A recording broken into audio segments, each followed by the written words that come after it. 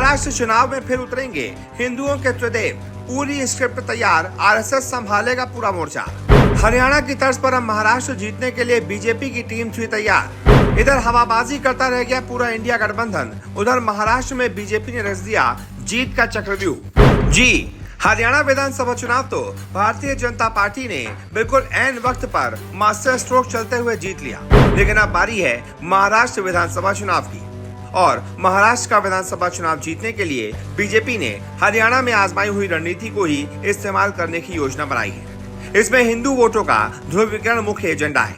इस योजना को अमली जामा पहनाने के लिए महाराष्ट्र में प्रधानमंत्री मोदी, केंद्रीय गृह मंत्री अमित शाह और उत्तर प्रदेश के मुख्यमंत्री योगी आदित्यनाथ की धुआंधार प्रचार सभाएं आयोजित करने की योजना है।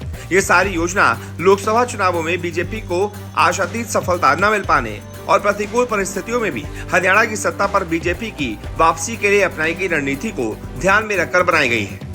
भरोसेमंद सूत्रों के मुताबिक मोदी शाह योगी की महाराष्ट्र में 70 से ज्यादा सभाएं आयोजित किए जाने की खबर है। सूत्रों का कहना है कि इन 70 सभाओं में मोदी की 18, शाह की और योगी की 26 सभाएं आयोजित करवाई जा सकती हैं।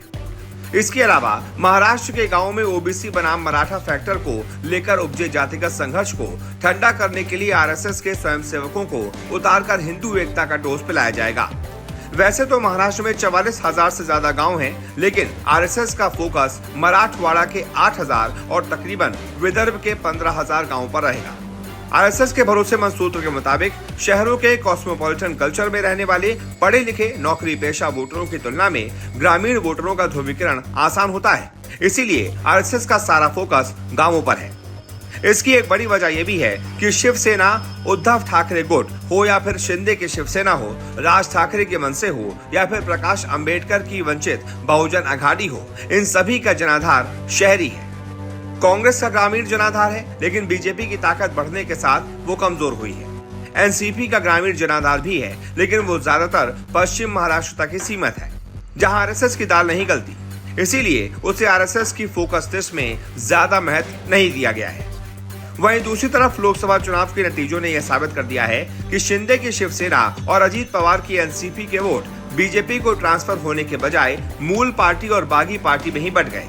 इसीलिए भी बीजेपी इस विधानसभा चुनाव में शिंदे और अजीत पवार पर कम और अपनी ताकत बढ़ाने पर ज्यादा फोकस कर रही है।